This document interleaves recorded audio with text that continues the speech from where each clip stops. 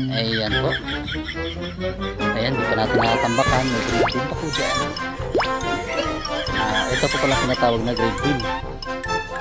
Ayan. Ayan, nasa taas na nakapatong po ang ating slab. And then yun po yung puting tie-beam. Ayan. Puting tie-beam po yung mahaba na yan. Ito naman po ang ating pundasyon. Wow! Pulong puting. Silipin natin ang ating mga kadigma dito.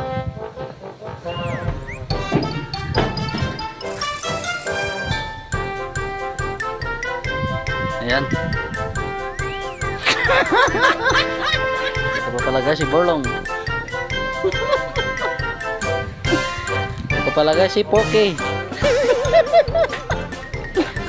Ayan.